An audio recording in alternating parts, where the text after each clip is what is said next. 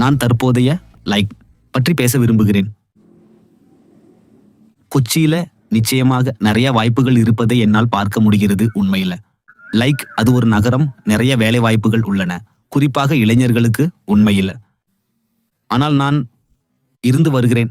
எனது உண்மையான சொந்த ஊர் கோட்டயம். உண்மையில் மேலும் கோட்டயத்தில் கூடல்லூரில் அது கடுத்துருத்தி கான்ஸ்டிட்யூவன்சியின் ஒரு பகுதி. உண்மையில் அதனால் அங்கே தற்போது நான் போன போது கடந்த வாரம் உண்மையில் என் வீடு கூட உண்மையில் அது முற்றிலும் மூடப்பட்டிருந்தது. என் வீட்டில் யாரும் இல்லை. உண்மையில் என் சகோதரன் ஜெர்மனியில் இருக்கிறார், என் சகோதரி கொச்சியில் இருக்கிறார், என் பெற்றோர் துபாயில் இருக்கிறார்கள். மேலும் எங்கள் வீடு, எங்கள் அண்டை வீட்டின் இடதுபுறமும் வலதுபுறமும் உண்மையில் யாரும் இல்லை. உண்மையிலேயே உண்மையில் மேலும் என் உறவினர்களும் சொல்லிக் கொண்டிருந்தார்கள். உண்மையில் அண்டை வீட்டில் 40 வயதுக்கு குறைவானவர்கள் யாரும் இல்லை. அந்த அக்கம் பக்கத்துல உண்மையில் ஆம், எல்லோரும் இப்போ 40 வயசுக்கு மேல இருக்கிறவங்க மட்டும்தான் இருக்கிறாங்க. உண்மையில அப்புறம் நான் உணர்ந்தேன். உண்மையில அது சரிதான். உண்மையில என் குடும்பத்துல கூட இதே நிலைமை தான். நாங்க வீட்டை பூட்டிட்டோம். அதனால நான் நினைக்கிறேன், இது ஏன் நடக்குதுன்னா, உண்மையில அது எனக்கு அந்த நேரத்துல தோணுச்சு. நான் கொச்சியில இருக்கும்போது கூட நிச்சயமா எனக்கு தோணுது. உண்மையில இங்க நிறைய வாய்ப்புகள் இருக்கு, வேலை வாய்ப்புகள் இருக்கு. உண்மையில அப்புறம் அது வாழ்றதுக்கு ஒரு நல்ல இடம். ஆனா எங்க சின்ன சின்ன இடங்கள்ல உண்மையில நான் நினைக்கிறேன், நம்ம மாநிலத்தில் இருக்கிற எல்லா சின்ன சின்ன இடங்கள்லயும் இந்த பிரச்சனை இருக்கு. உண்மையில மக்களிடம் பெயர்ந்து போறாங்க. உண்மையில அதனால ஆமாம், உண்மையில வளர்ச்சி நடக்குது, வாய்ப்புகள் இருக்குன்னு நமக்கு தோணினாலும் இது எப்படி நடக்குது உண்மையில? மற்றும் நீங்க என்ன நினைக்கிறீங்க? நான் 2020 தான் கேரளாவுக்கு திரும்பி வந்தேன். அதனால நான் கேரளாவை சேர்ந்தவனா இருந்தாலும் சென்னையில தான் வளர்ந்தேன்.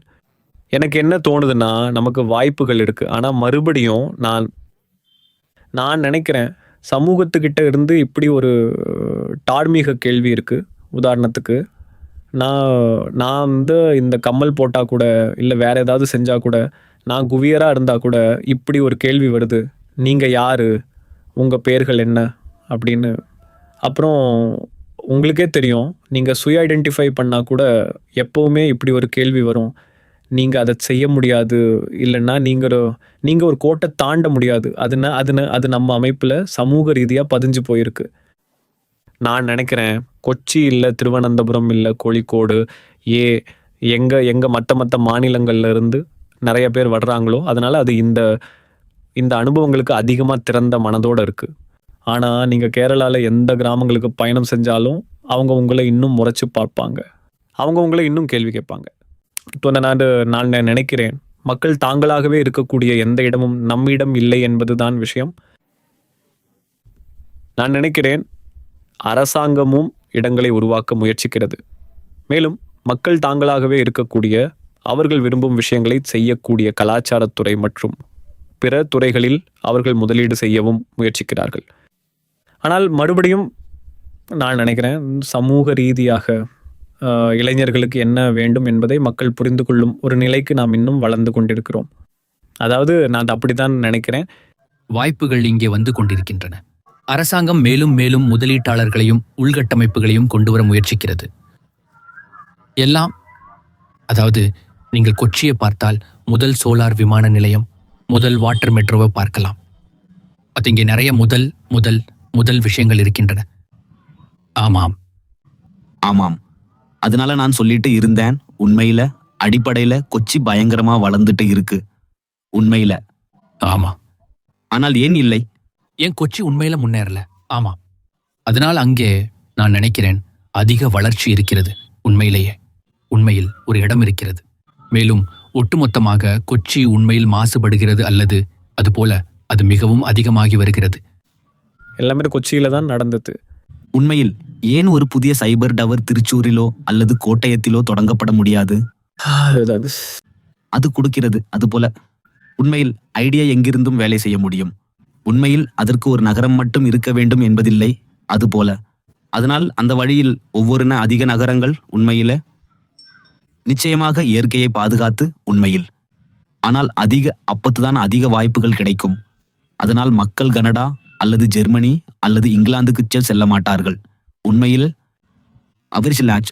கொச்சியின் மீது ஒரு பொதுவான சாதகமான மனப்பான்மை இருக்கிறது ஆம் என்று நான் சொல்லுவேன். ஆம், அது உண்மையில் கொச்சி, திருவனந்தபுரம் அல்லது கோழிக்கோடுக்கு வெளியே ஓரளவிற்கு வளர்ச்சி குறைபாட்டை காட்டுகிறது. ஆம் ஆம் ஆம், திருச்சூர், கோழிக்கோடு, கோட்டயம் மற்றும் வயநாடு போன்ற மாவட்டங்களில் சுற்றுலா, தகவல் தொழில்நுட்ப மேம்பாடு போன்ற துறைகளில் பெருமளவிற்கு அதிக சாத்தியக்கூறுகள் இருப்பதாக நானும் உணர்கிறேன். மேலும் கல்வித்துறையும் ஆராயப்பட வேண்டிய ஒன்று. மற்ற அரசாங்கங்களுடன் ஒப்பிடும்போது நமது அரசாங்கம் மிகவும் மிகவும் பின்தங்கியுள்ளது என்பதில் நான் மிகவும் உறுதியாக இருக்கிறேன். ஆனால் நமது திறன் மற்றும் தகுதியை கொண்டு நாம் செய்யக்கூடிய பல சாத்தியக்கூறுகள் உள்ளன. ஆகவே உரையாடலில் இருந்து கொச்சியை ஒதுக்கி வைப்பதை விட கேரளாவில் சுற்றுலாவிற்கு பெருமளவில் பயன்படுத்தக்கூடிய பெரிய பகுதிகள் உள்ளன. கேரள அரசு ஒருவேளை ஒரு நல்ல வேலையை செய்கிறது அப்படின்று எனக்கு தான் தெரியும். அதாவது அவங்கள சில விஷயங்கள்ல முதலீடு பண்றாங்க. மேலும் பத்திரிகையாளர் சந்திப்புகளை நடத்தின ஒரு முதல்வர் நமக்கு இருக்கிறார். மேலும் அவர் மீட்டிங் மக்களை. ஸோ ஆகவே அவங்கள ஒரு நல்ல வேலையை செய்கிறாங்கல்ல அப்படின்றத நீங்கள் நினைக்கிறீங்களா? அதாவது அதை பற்றி உங்கள் கருத்து என்ன? அதாவது நான் ரொம்ப ஆர்வமாக இருக்கிறேன். நான் என்ன உணர்கிறேன் அப்படின்னா, அதாவது நாடு முழுவதும் நமக்கு சுமாரான அரசாங்கங்கள் உள்ளன. ஆகவே இந்த சுமாரான நிலைய தரமாக இருக்கும்போது அதனால எந்த மிக குறைந்தபட்சமான இதையும் நாம் அதை பாராட்ட முனைகிறோம். அப்படியானால் அதுதான் நிலைமை என்று நீங்கள் நினைக்கிறீர்களா? அல்லது அரசாங்கம் நிஜமாகவே ஒரு நல்ல வேலையை செய்கிறது என்று நினைக்கிறீர்களா? அதாவது நான் சொல்ல மாட்டேன் அதாவது உண்மையிலேயே நல்ல வேலைன்னு. ஆனால் மற்ற மாநிலங்களுடைய ஒப்பிடுகையில் நம்ம அரசாங்கத்தை உங்களுக்கு தெரியுமா, இந்த விஷயங்களுக்காக எல்லாம் பாராட்டலாம். அதாவது உடனுக்குடனான விஷயங்கள் பற்றி பத்திரிகையாளர் சந்திப்பு நடத்துறது மற்றும் கேள்விக்குட்பட்டவராயிருப்பது, மக்களுக்கு பதிலளிக்கக்கூடியவராயிருப்பது, அது மாதிரி. மேலும் அவர்கள் மேலும் மேலும் அதாவது அவர்களுடைய சொந்த வழியில் முயற்சிக்கிறார்கள். அதாவது நாம் அவர்களுடைய பாட்டி தொண்டர்களை பார்த்தால் அவர்கள் நாங்கள் இந்தியாவில் சிறந்த அரசாங்கம் என்று சொல்வார்கள். அதுபோல ஆமாம், உங்கள அரசாங்கம் உண்மையில் மக்கள் மீது அக்கறை கொள்கிறார்கள். மக்கள் மீது அக்கறை இருப்பதாக சொல்வது மட்டுமல்ல, அவர்கள் உண்மையிலேயே தங்கள் மக்கள் மற்றும் அவர்களின் நல்வாழ்வில் அக்கறை கொள்கிறார்கள்.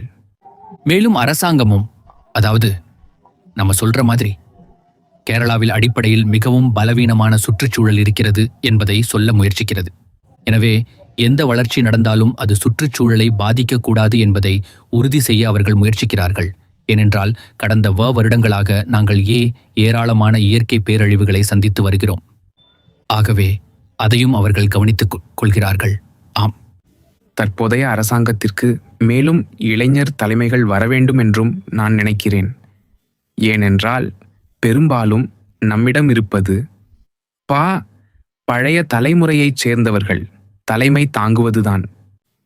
நாம் பார்க்கிறபடி மேற்கத்திய நாடுகளில் என்ன நடக்கிறது என்றால், அங்கு அதிக அளவிலான இளைஞர் பிரதிநிதித்துவம் நடக்கிறது.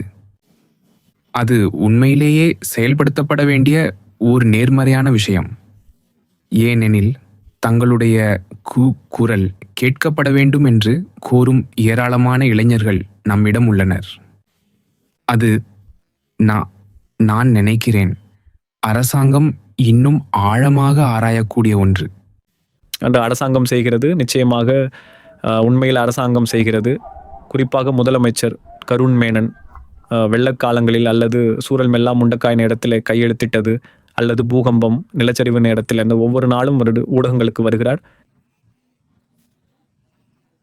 கோவிட்ல கூட ஆமாம், உண்மையில கோவிட். ஆனால் கண்டிப்பா அதே சமயத்தில் உண்மையில நீங்க சொன்ன மாதிரி இப்போ முதலமைச்சருக்கு 85 வயசுன்னு நினைக்கிறேன். இருக்கலாம் உண்மையில். ஆமாம், அவர் ஆரம்பிக்கும் போது 70 இல்லை 75 வயசு இருந்திருக்கலாம் உண்மையில், 10 வருஷத்துக்கு முன்னாடி உண்மையில். அதனால கண்டிப்பாக லலிபனஸ் முக்கியம். அனுபவத்தினால நிறைய விஷயங்கள் வரும். அது மேலும் ஒரு மாநிலத்தை வழிநடத்த உண்மையில அந்த அனுபவம் தேவைப்படுது. மேலும் ஆனால் 40களில் 50களில் இருக்கிற ஒருவர் அந்த புதிய இளம் ஆற்றலை பெறுவதை உண்மையில எப்பவும் வரவேற்பார். மேலும் போதுமான கண்டிப்பாக நிறைய பேர் உண்மையில் கம்யூனிஸ்ட் பார்ட்டி எல்டிஎஃப்ல சொல்லும்போது உண்மையில திறன் வாய்ந்த தலைவர்கள் உண்மையில் இருக்காங்க. அவங்க அந்த இளம் வயசுல இருக்காங்க உண்மையில்.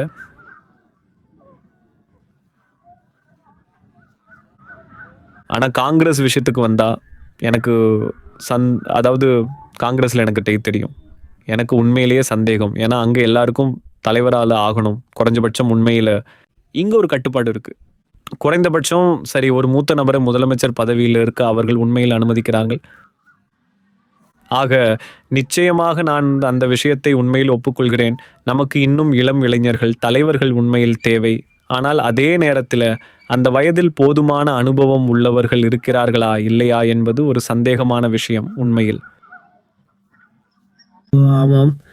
மேலும் நாட்டின் மற்ற பகுதிகளில் நடக்கும் மத உரையாடலை பொறுத்தவரை மாநிலங்களில் அதிக நல்லிணக்கம் இருக்கிறது என்றால் நீங்கள் கேரளாவை விட்டு எங்கு வெளியே சென்றாலும் மதம் ஒரு பெரிய காரணி.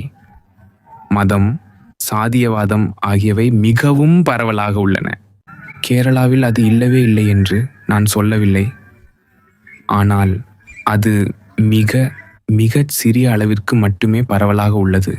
நான் நினைக்கிறேன் அடுத்த தலைமுறைக்குள் கேரளாவில் எந்த சாதி அமைப்போ அல்லது மத உரையாடலோ நடக்கப் போவதில்லை.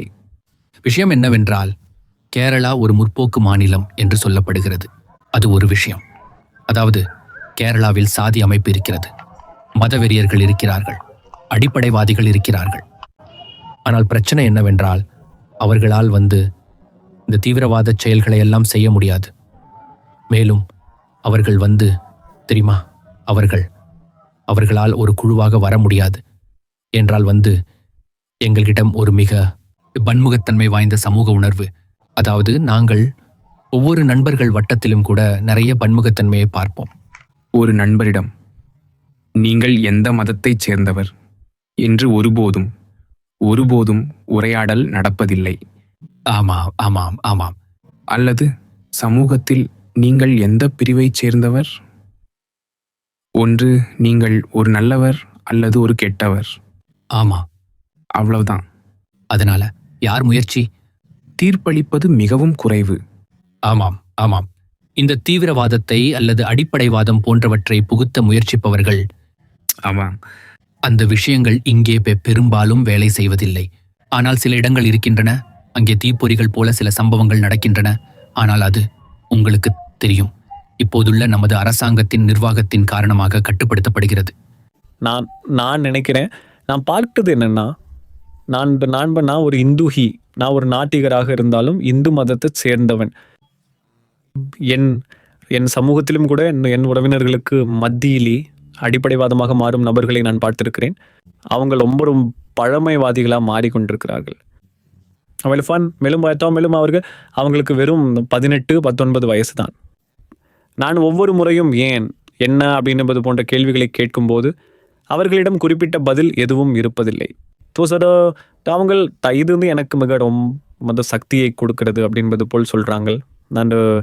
நான் அவங்களிடம் யார் மீது உங்களுக்கு அதிகாரம் இருக்கிறது அல்லது யாருடன் உங்களுக்கு அதிகாரம் இருக்கிறது அப்படின்னு கேட்டேன். ஆனால் அவங்க அதுக்கு உண்மையில் பதில் சொல்வதில்லை. ஆனால் மாநிலத்திற்குள் வருகிற சிலர் குழந்தைகளை வலதுசாரி பக்கம் போக வைக்கிறார்கள். மேலும் அவர்களை இன்னும் அடிப்படைவாதிகளாக மாற்றுகிறார்கள். நாம் இன்னும் அதிகமாக பிளவுபடுகிறோம் அப்படின்ட்டு நான் நினைக்கிறேன். அதாவது உதாரணமாக சமீபத்திய மக்களவை எலெக்ஷனில் திருச்சூரிலிருந்து பாஜகவை சேர்ந்த ஒரு எம்பி எங்களுக்கு இருக்கிறாரு.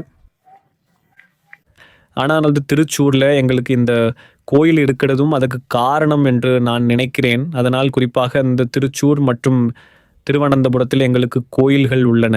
மேலும் கோயில்களை சுற்றி இந்த அடிப்படைவாதிகளும் பல பழமைவாத மக்களும் இருக்கிறார்கள். மேலும் அவங்களோட அடுத்த தலைமுறையை இன்னும் பழமைவாதிகளாக மாற்றுகிறார்கள். ஸோ மற்ற சமூகங்களை பற்றி எனக்கு தெரியுமென்று தெரியாது. ஆனால் எங்களிடம் ஒரு ஷாக்காக்கள் இருந்தன. என் மாமா ஒருவர் என்னிடம், நீ ஏன் ஷாக்காவிற்கு வரக்கூடாது என்று கேட்டார். நான், இல்லை, எனக்கு விருப்பமில்லை என்றேன்.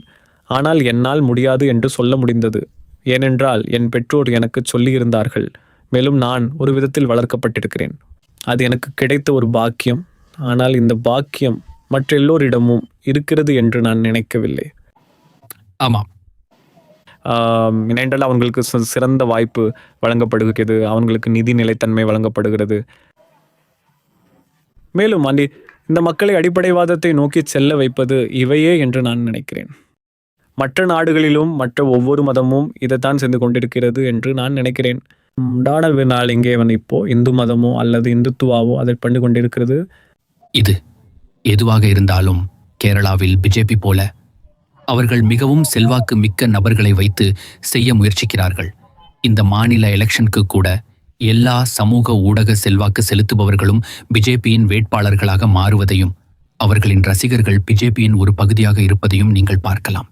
இந்த காரணிகள் எல்லாம் அவர்களுடைய வியூகம் மிகவும் தந்திரமானது. அடிப்படையில் அதனால தான் பிஜேபி எம்பியிலிருந்து முதல் எம்பி போல. ஆமாம், அவர் ஒரு அது கேரளாவில் நல்லாக வேலை செய்ய போகிறது. ஏனென்றால் இங்கே மக்கள் மிகவும் புத்திசாலிகள். இந்துக்களுக்கும் முஸ்லிம்களுக்கும் இடையிலான ஒத்துழைப்பை நம்மால் பார்க்க முடிகிறது. அல்லது இந்துக்களும் மன்னிக்கவும், இந்துக்களும் கிறிஸ்தவர்களும் உண்மையில் ஒரு பகுதிக்கு ஆதரவளிக்கிறார்கள். மேலும் இந்த பார்ட்டி மதத்துடன் கலக்கின்ற அரசியல் ரொம்ப வெளிப்படையாக இருக்குது உண்மையிலேயே. மேலும் இப்பொழுது மதங்களில் உட்பிரிவுகள் உண்மையில் பல சிறிய சிறிய மத குழுக்கள் உண்மையில் வெவ்வேறு கட்சிகளுக்கு ஆதரவளிக்க தொடங்கி கூட்டணிகளை உருவாக்குகின்றன. மேலும் அது நிச்சயமாக கடந்த 5 ஆண்டுகளில் அதிக வெறுப்பையும் அதிக சிக்கலான சூழ்நிலைகளையும் ஏற்படுத்துகிறது. உண்மையிலேயே நான் சொல்வேன், அல்லது அது நான் நினைக்கிறேன் அது அதிகமான மக்கள், நான் நினைக்கிறேன் முன்பே அல்லது இதற்கு முன்பு உண்மையில் பெயருக்கு பின்னால் சாதி பெயர் வைத்திருந்தால் மக்கள் உண்மையில் கேள்வி கேட்க தொடங்கினர். உங்களுக்கு 2வது பெயர் இருந்தால் உங்கள் சாதி பெயர் அங்கே இருக்கிறது உண்மையிலேயே, மேலும் அது ஒரு உயர் சாதி உண்மையிலேயே. தட்டமாண்டு கடந்த 5-10 வருஷங்கள் இது எல்லாம் தொடங்கிய 5 வருடங்களுக்கு முன்பு போல மக்கள் உண்மையிலேயே கேட்பாங்க. ஆனால் இப்போதெல்லாம் உண்மையிலேயே மக்களிடம் ஒரு எதிர்வாதம் இருக்கிறது. ஒவ்வொருத்தரும் ஒரு 2வது பேரை ஒரு சாதி என்ற வெற்றுக்கொள்வதில் சம்மதிக்கிறார்கள். சாதி உண்மையை சொல்ல போனால் ஒரு உயர் சாதி அது பரவாயில்லாம் தான் இருந்திருக்கு. அது இப்போது ஒரு 10 வருஷத்துக்கு முன்னாடி அது இயல்பானதாக இருந்துச்சு. கடந்த 10 வருஷத்தில் மக்கள் கேள்வி கேட்டு உண்மையில் சாதி வச்சுக்குது நல்லது இல்லைன்னு நினச்ச ஒரு காலகட்டம் இருந்துச்சு. ஆனால் இப்போ மக்கள் அதுக்கு திரும்பி வராங்க. உண்மையில் இது ஒரு சுழற்சி மாதிரி இருக்குது. அதில் திரும்பவும் சாதி மதம் வருது. அப்புறம் மக்கள் உண்மையில் அதை கொண்டாடுறாங்க. அப்புறம் ஒரு குழு அதை செய்யறதால இது உண்மையில நடக்குது. அப்புறம் மற்ற குழுவினர் ஒதுக்கப்பட்டதா உணர விரும்பல. அதனால அவங்களும் ஒரு வகையில அதை செய்ய கட்டாயப்படுத்தப்படுறாங்க. ஏன்னா அவங்க ஒவ்வொருத்தருக்கும் அவங்கவங்களுக்கான பிரதிநிதித்துவம் இருக்கு, ஒவ்வொருத்தருக்கும் அவங்கவங்களுக்கான உரிமைகள் இருக்கு. அதனால ஒரு குழுவினர் தீவிர போக்க ஆதரிக்கிறத அவங்க பார்க்கறாங்க. அப்புறம் தானாவே மற்ற குழுக்களும் அதே திசையில போறதுக்கான ஒரு போக்கு இருக்கு. அதைத்தான் நான் கவனிச்சிருக்கேன். ஸோ அதாவது நான் இந்த மாதிரி உரையாடலுக்கு மட்டும் கேட்டிருக்கேன். அதில் மக்கள் இப்படி பேசுவாங்க. உங்களுக்கு தெரியும்ல, அந்த குறிப்பிட்ட மதத்தில் அவங்கெல்லாம் ஒன்றா இருக்கிறாங்க. தெரியும்ல, அவங்களுக்குன்னு ஒரு குழு இருக்குது அல்லது அவங்களுக்குன்னு ஒரு சங்கம் இருக்குது. ஆனால் நம்ம மதத்தில் அது இல்லை. ஆமாம். மேலும் நாமும் ஒன்று சேர வேண்டும். ஸோ நமக்கும் ஒரு சங்கம் இருக்க வேண்டும், நம்மை ஒன்றிணைக்க வேண்டும். ஸோ அதனால் பாஜக என்ன சொல்கிறதுனால், எஸ்டிபிஐ அல்லது பிடிபி அல்லது வேறு எந்த மத பார்ட்டியும் அதை செய்வதால், அவர்களிடம் ஒன்றாக இருப்பதால், அவர்களிடம் ஒரு பார்ட்டி இருப்பதால் இந்துக்களும் ஒன்று சேர வேண்டும். ஸோ நான் நினைக்கிறேன் இது 2014 அடிப்படைவாதமும் மத அடையாளம் அப்படின்ற கருத்தும் உங்களுக்கு தெரியும் ரொம்ப பரவலாக இருந்து வருகிறது. உங்களுக்கு தெரியும், என்னை ஒரு இந்து என்று கால் கொள்ள எனக்கு பிடிக்கவில்லை என்றாலும் நான் ஒரு இந்து என்று சொல்ல வேண்டிய அல்லது நான் ஒரு குறிப்பிட்ட மதத்தைச் சேர்ந்தவன் என்று சொல்ல வேண்டிய ஒரு நிலையில் வைக்கப்பட்டுள்ளேன். இது நான் மட்டுமல்ல, நான் கேள்விப்பட்டிருக்கிறேன். நான் என்ற நண்பர்கள், என் நண்பர்களுக்கும் கூட அவர்கள் தங்கள் அடையாளத்தை, அவர்கள் எங்கிருந்து வருகிறார்கள் அப்படி என்பதை வெளியிடப்பட வேண்டி இருந்தது. இந்த குறிப்பாக நாங்கள் வடக்கு நோக்கி பயணம் செய்யும்போது. ஆனால் அது கேரளாவில் இல்லை. ஆனால் திடீரென்று அது வரத் தொடங்கியுள்ளது. ஏனென்றால் எங்களுக்கு விளையாட்டு மைதானங்கள் இருந்தன, கோயில் மைதானங்கள் அல்லது தேவாலய மைதானங்கள் போன்றவை. அங்கு நாங்கள் சென்று விளையாடுவோம். ஸோ ஆனால் திடீரென்று உங்களுக்கு தெரியும், இப்போ இந்துக்கள் சின்பக்கள் அல்லாதோர் நுழையலாம் அல்லது அந்த கிறிஸ்தவர்கள் அல்லாதோர் நுழையலாம் அப்படி என்பது போன்ற ஒரு பலகை இருக்குது. நான் நினைக்கிறேன் இது இன்னும் வளர்ந்து வருகிறது. மேலும் இது மிகவும் வருத்தம் அளிக்கிறது. ஏனென்றால் இது கேரளாவில் நாம் கொண்டிருக்கிறேன் சமூகத்தை கேள்விக்குட்படுத்துகிறது. ஏனென்றால் உதாரணமாக ஃபோர்ட் கொச்சியில் இப்போது பல ஆண்டுகளாக 40க்கும் மேற்பட்ட 42க்கும் மேற்பட்ட சமூகங்கள் இணக்கமாக ஒன்றாக வாழ்ந்து வருகின்றன.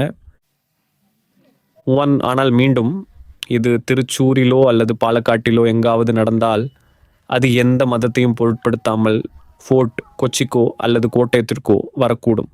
நான் நினைக்கிறேன், என்னால் எந்த அமைப்பின் பெயரையும் கூற முடியாது. எனக்கு எந்த அமைப்பின் பெயர்களும் நினைவில் இல்லை. ஆனால் சில கிறிஸ்தவ போதகர்கள் வீடியோக்களை வெளியிடுகிறார்கள். அதில் அவர்கள் இஸ்லாமோஃபோபியா பற்றி அதிகம் பேசுகிறார்கள். மேலும் நான் நினைக்கிறேன் கைலாசூரி 2 வெளியீட்டை ஆதரித்த ஒரு ஃபாதர் இருந்தார்.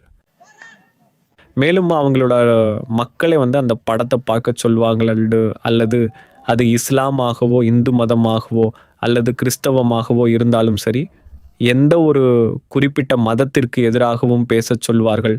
ஆனால் நான் நினைக்கிறேன் அது அது அது ஆரம்பித்து அது மெதுவாக வளர்ந்து வருகிறது மற்றும் அதிகமான இளைஞர்களும் அதில் விழுகிறார்கள். ஏனென்றால் அவர்கள் இந்த மத அடிப்படைகளுக்குள் தள்ளப்படுகிறார்கள். அதாவது நான் அப்படிதான் நினைக்கிறேன். அதனால இஸ்லாமோஃபோபியா என்பது சமூகத்தின் பெரும்பான்மையானவர்களிடமிருந்து ஓட்டு ஆகியவற்றை சுரண்டுவதற்கான ஒரு கருவியாகவும் பயன்படுத்தப்படுகிறது இல்லையா? என்றால் கடந்த 5 முதல் 6 ஆண்டுகளில் தென்னிந்தியாவில் கூட நான் பார்க்கிற வெறுப்பு. நான் எப்போதெல்லாம் கேரளாவிற்கு வெளியே பயணம் செய்திருக்கிறேனோ அப்போதெல்லாம் என்னிடம் அடிக்கடி ஒரு கேள்வி கேட்கப்பட்டிருக்கிறது. நான் என் பேர் நீரஜ் என்று சொல்லும்போது இரண்டாவது வரும் கேள்வி, உங்கள் 2வது பெயர் என்ன என்பதுதான். அவ்வளவுதான். மேலும் அந்த கேள்வியை நான் கேரளாவிலோ அல்லது தமிழ்நாட்டிலோ கேட்டதில்லை. ஆனால் சமீபத்தில் எனக்கு அந்த அனுபவம் ஏற்பட்டது. மக்கள் என் 2வது பெயரை கேட்டுக்கொண்டிருக்கிறார்கள். எனக்கு 2வது பெயர் இல்லாத போதும். அதாவது நான் நீரஜ். உங்களை சந்தித்ததில் மகிழ்ச்சி.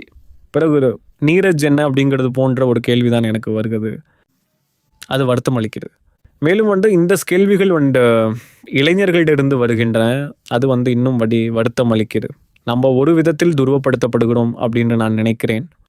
நம்மளிடம் இந்த சிறிய குமிழ்கள் இருக்கிறதாக நான் நினைக்கிறேன். உதாரணமாக நாம் ஆளுவிடும் ஒன்றாக வேலை செய்கிறோம்.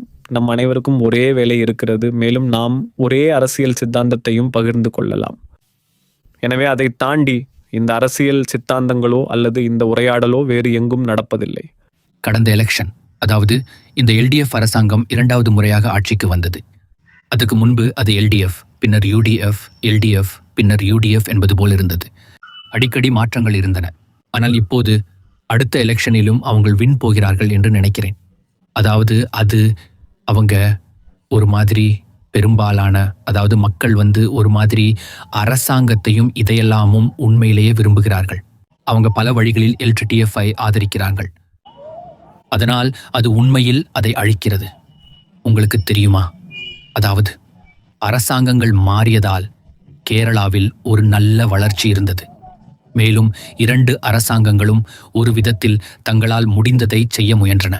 அதாவது 2 அரசாங்கங்களும் ஆட்சியில் இருக்க விரும்பின. அதனால் அவர்கள் ஒரு மாதிரி சிறந்ததை செய்ய விரும்பினார்கள். எல்டிஎஃப் வந்தால் எல்டிஎஃப் சிறந்ததை செய்கிறது, பின்னர் யூடிஎஃப் வருகிறது. எனவே அந்த மாற்றம் நடக்கும் என்று அவர்களுக்கு தெரியும். ஆனால் இப்போது இனி எந்த மாற்றமும் இருக்காது என்று எல்டிஎஃப்க்கு தெரிந்துவிட்டது. ஏனென்றால் யூடிஎஃப்என் ஒரு மாதிரி, எனக்கு தெரியவில்லை. ஒரு மாதிரி யூடிஎஃப்க்கு தற்போது போதுமான நல்ல தலைமைத்துவம் இல்லை. யூடிஎஃப் இப்போ வந்து தலையில்லாத கோழி போல் தெரிகிறது. ஆம் ஆம் ஆம் ஆம். அதனால விஷயம் என்னவென்றால் எல்டிஎஃப் மீண்டும் ஒரு மாதிரி வின்னால் இன்னும் பல பிரச்சனைகள் வரும் என்று நான் நினைக்கிறேன். ஒரு மாதிரி எனக்கு உறுதியாக தெரியவில்லை. ஆனால் அவர்களால் இன்னும் ஒரு நல்லாட்சியை வழங்க முடியும். ஆனால் ஒரு மாதிரி நாங்கள் பெரும்பாலான கேரள மக்கள் ஒரு மாதிரி இந்த விஷயங்களை பற்றி கவலைப்படுகிறார்கள். அதாவது இப்போதைக்கு இங்கே எந்த மாற்றமும் நடக்கவில்லை.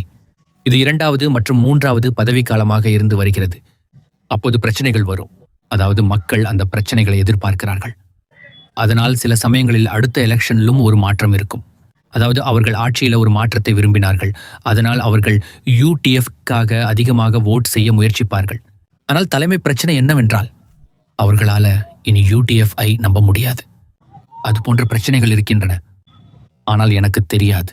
அதாவது எல்லாம் மக்கள் கையில் தான் இருக்கிறது. அதாவது அடிப்படையில் மக்கள் தான் நமது தேர்தல்களை தீர்மானிப்பார்கள். நான் கூட நினைக்கிறேன், நம் நாட்டில் நமக்கு 2 உதாரணங்கள் இருக்கட்டு. நம்மளிடம் ஒரு அரசாங்கம் இருக்குது, அது ஆட்சி செய்து வருகிறது. அதாவது 2014 எவ்வளோ காலம் ஆகிறது? இப்போது 12 ஆண்டுகள். அந்த மத்திய அரசாங்கம் இடமேலும் எப்படி பட்டுண்டா ஆட்டத்தில்லாத ஆட்சி பண்ணி வரும் ஒரு அரசாங்கம் வந்து நம்மளிடம் உள்ளது. அதிகாரம் மக்களை கெடுக்கும் அப்படின்ட்டு நான் நினைக்கிறேன். ஆனால் கேரள அரசாங்கத்தை பொறுத்தவரை அவங்களோட தொடங்கிய வளர்ச்சி பணிகளை அவர்களால் முடிக்க முடிகிறது அப்படின்று நான் நினைக்கிறேன். தெரியுமா, இது அவங்க தொடங்கிய திட்டத்தை அவர்களுக்கு நீட்டிக்கப்பட்ட பதவிக்காலம் கிடைத்ததால் அவர்களால் முடிக்க முடிந்தது. ஆனால் பெரும்பாலான வளர்ச்சி திட்டங்கள் மற்ற யூடிஎஃப்ஆல் தொடங்கப்பட்டன என்றும் தற்போதைய அரசாங்கம் அதை முடித்து வைக்கிறது என்றும் நான் நினைக்கிறேன். ஆனால் அது முடியும் அப்படின்ட்டு நான் நினைக்கிறேன். இது ஒரு ரொம்ப தந்திரமான சூழ்நிலை. இங்கு நமக்கு வந்து ஒரு எதிர்க்கட்சி பார்ட்டி இல்லை, அல்லது மறுபக்கத்தை வழிநடத்தக்கூடிய ஒரு எதிர்க்கட்சி தலைவர் இல்லை. இது மத்திய அரசாங்கத்துக்கும் பொருந்தும். அதாவது யார் அரசாங்கத்திற்கு சவால் விட முடியும்? எதிர்க்கட்சி தலைவர்களே இல்லை. ஆம். அதாவது அடிப்படையில் வலுவான எதிர்க்கட்சி இல்லை. ஆம், மத்தியில் இருப்பது போல. நான் பார்த்தது என்னவென்றால், அவர்கள் வளர்ச்சி பற்றி நிறைய உரையாடல்களை தொடங்குகிறார்கள். மேலும் அவர்கள் திட்டங்களையும் தொடங்குகிறார்கள். ஆனால் அங்கே தொடக்கம் மட்டுமே இருக்கிறது. வழக்கமாக எந்த பராமரிப்பும் நடப்பதில்லை. இந்த அரசாங்கம் முயற்சி செய்துள்ளது. அது என் விஷயத்தில் போதுமானதாக இல்லை. ஆனால் இன்னும் அதிக முயற்சி வரலாம். ஆனால் ஏற்கனவே தொடங்கப்பட்ட வளர்ச்சியை பராமரிக்க அந்த முயற்சி நடந்து கொண்டிருக்கிறது. என்னை பொறுத்தவரை அது ஒரு எல்டிஎஃப் அரசாங்கமாக இருந்தால் எந்த மாற்றமும் இல்லை என்றாலும் பரவாயில்லை என்று நான் நினைக்கிறேன். அது 10 ஆண்டுகள் 20 ஆண்டுகள் சென்றால் பரவாயில்லை. அது வேறு ஏதேனும் பார்ட்டி அப்படி என்றால் உண்மையில் 5 ஆண்டுகள் மட்டுமே போதும். அதைத்தான் நீங்கள் அதை சொன்னதால எனக்கு ஒரு கேள்வி இருக்கிறது. ஸோ அப்படியான பெரிய அவங்களோட புதிய வளர்ச்சி திட்டங்களை கொண்டு வருவாங்க அப்படின்றது நீங்கள் வந்து நினைக்கிறீங்களா? இல்லை, ஏன்னால் நான் மாநிலத்தில் பார்த்த எந்த திட்டமாக இருந்தாலும் அது உம்மன் சாண்டி அரசாங்கத்தால் தொடங்கப்பட்ட திட்டங்கள் தான். ஆமாம். என்றாலே அவங்க பயந்து புதிதாக எதையும் தொடங்கலை. உதாரணமாக கொச்சி மெட்ரோக்கள், இது இந்த உம்மன் சாண்டி அரசாங்கத்தினோட ஒரு யோசனை. இது 2012 மற்றும் 2016 தொடங்கப்பட்டது. சாலைகள் கூட இவை உம்மன் சாண்டி அரசாங்கத்தால் அப்போது தொடங்கப்பட்ட திட்டங்கள். நான் சொல்கிறது என்னென்னா, இந்த நிச்சயமாக அவர்களால் வந்து ஒரு சிறந்த வேலையை செய்ய முடியவில்லை. ஆனால் உம்மன் சாண்டி அரசாங்கம் தொடங்கிய அனைத்து திட்டங்களையும் எல்டிஎஃப் அரசாங்கத்தால் முடிக்க முடிந்தது. அப்படியானால் அவர்களால் மாநிலத்திற்காக புதிய திட்டங்களை அல்லது புதிய வளர்ச்சி திட்டங்களை உருவாக்க முடியும் என்று நீங்கள் நினைக்கிறீர்களா? நிச்சயமா. அப்ப நிச்சயமாக மாற்றம் தேவை. இல்லையென்றால் நிச்சயமாக அதிகாரம் மற்றும் இந்த விஷயங்கள் எல்லாம் நிச்சயமாக பாதிக்கும். ஆனால் அதே நேரத்தில் அந்த மாற்றத்தை கொண்டு வர, அந்த மாற்றத்தை கையாளவும் ஒரு ஆள் இருக்க வேண்டும். அதனால எங்களுக்கு ஒரு எதிர்க்கட்சி இல்லை. உண்மையை சொன்னால் அதனால எங்களால ஒரு மாற்றத்தை பற்றி யோசிக்க முடியாது. நம்ம என்னை பொறுத்தவரை உண்மையில் மாற்றம் தேவை. அஃப்